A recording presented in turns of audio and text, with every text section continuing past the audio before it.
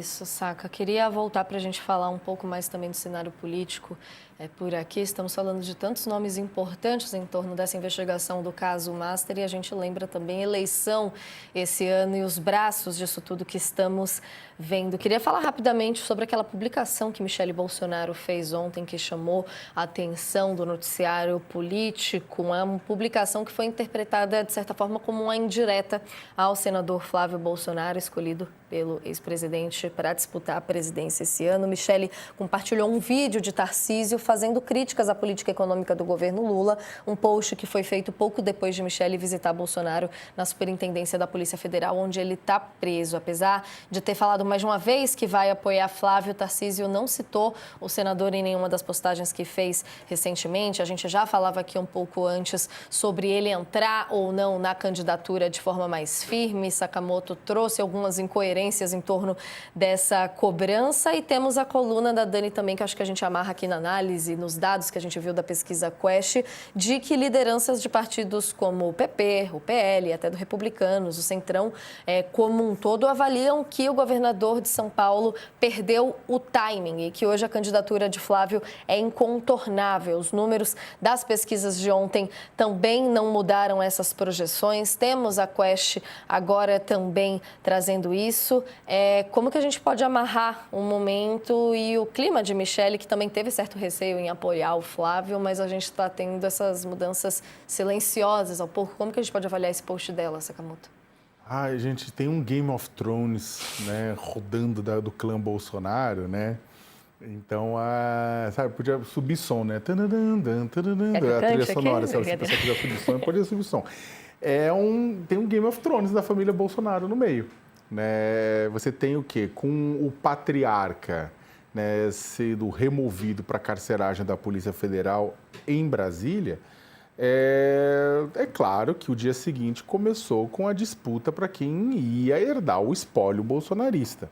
Os filhos, a esposa, né? E, é claro, os grupos políticos que estão no entorno de cada um deles. Valdemar da Costa Neto adoraria ver Michele Bolsonaro candidata de alguma coisa, presidente, vice, etc. Você tem do outro lado o bolsonarismo raiz ao lado dos filhos, né? Eduardo Bolsonaro era aquele que mais queria que vocês concorrer, mas depois de todo o caso dos Estados Unidos e agora ele réu por coação no curso do processo, não vai acontecer. Está lá, ele inclusive não vai voltar para o Brasil, né? Tão cedo.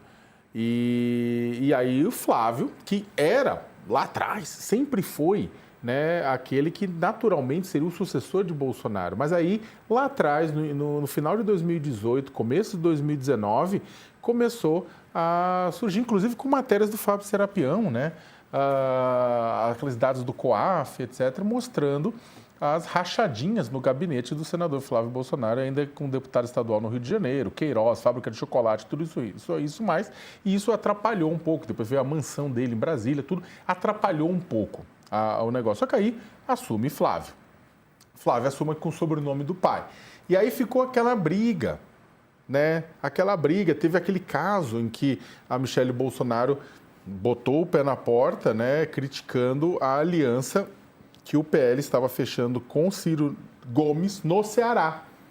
Né? Então, brigou com as lideranças, criou um constrangimento para as lideranças locais, né? Falou de forma firme que isso não ia ao encontro dos valores do bolsonarismo, gerou reação dos filhos. No final das contas, Flávio Bolsonaro pediu desculpas para Michele, mas o pai, ele conseguiu tirar do pai o quê? Que o pai ungisse ele candidato à presidência da República, pré-candidato à presidência da República. É claro, o que significa toda essa movimentação do Flávio?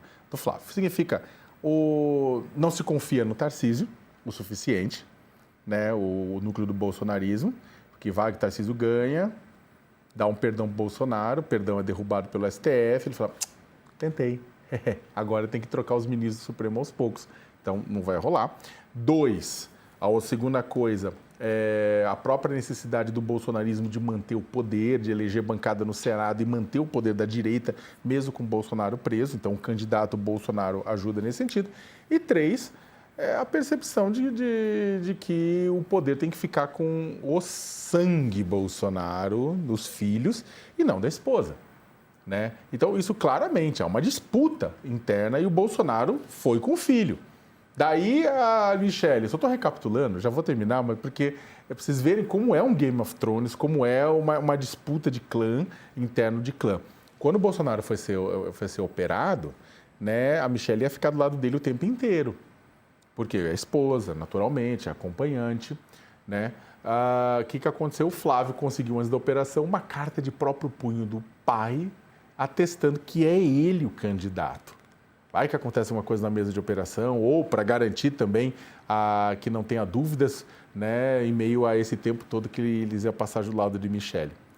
E aí, tá essa briga. A Michelle, como bem colocou ontem a nossa colega Letícia Casado também, compartilhou um vídeo do Tarcísio, né, mostrando que, ó, Tarcisão, não o Flávio, né? Só que aí o que acontece? Como bem colocou a Dani, né, na apuração dela, o Centrão falou assim, já é fato consumado, as pesquisas estão mostrando. O Flávio é competitivo. Primeiro porque é Lula versus qualquer outra coisa. Então, porque é o seguinte, essa campanha é uma campanha quase é um plebiscito relacionado ao Lula, né? Era um plebiscito relacionado ao Lula, como da última foi do Bolsonaro. Então, o que acontece? O outro lado vai ter voto, ainda mais no sobrenome Bolsonaro. E a pesquisa Quest de hoje, se a pesquisa Ideia ontem estava o Tarcísio um pouco melhor, hoje, para o Flávio, está ótimo. A Genial Quest confirma que ele é um nome em ascendência e pode conseguir esses votos. Então, o que vai sobrar para o Tarcísio? Ao que tudo indica, a menos que aconteça alguma grande mudança, ele não vai sair se o Flávio sair, isso não vai acontecer. Ele não é. Para quê? Para perder e ficar sem cargo. Ele vai tentar o governo de São Paulo. E aí, tentando o governo de São Paulo, e sabendo que não vai ter dois Bolsonaro na chapa, a Michelle é capaz de sair pro Senado no Distrito Federal, né? Então, ou seja, isso aí muda o tabuleiro de uma maneira geral, né? Lembrando que o Flávio tem bastante rejeição, tanto quanto a rejeição do pai, um pouco menos, né? Então, é isso, é uma disputa de clã definindo, né, os rumos da política nacional. É por isso que eu falei no ano passado que o Bolsonaro continuava sendo um dos principais, um dos nomes fortes do ano passado, nomes mais importantes, porque mesmo preso, ele continua também mexendo nas peças do tabuleiro, a família Bolsonaro, o clã, influenciando o clã e influenciando o restante da sociedade. Sakamoto, sempre que eu vejo vocês falando, eu fico pensando aqui que eu nunca imaginei que ia usar tanta formação. Tem formação de roteirista também, gosto muito, mas a gente vai usando, nunca imaginei usar isso tanto dentro do Hard News para ir construindo esses personagens, essa narrativa, gente, porque assim, é de plot atrás de plot. Dá muito, e olha, se for misturar série, dá para misturar Game of Thrones com o que está acontecendo. Eu colocaria Handmaid's Tale, Keeping Up with the Kardashians, com da Aya, né? Colocaria também, não tenho dúvida nenhuma, né? Eu acho que House of Cards, infelizmente, é muito simples para essa loucura toda no Brasil. Assim, um roteirista de House of Cards é muito 1.0 comparado com tudo isso que está acontecendo. Succession, grande hit para a gente colocar aqui nessa lista. Succession, o pessoal tem um pouco mais de classe.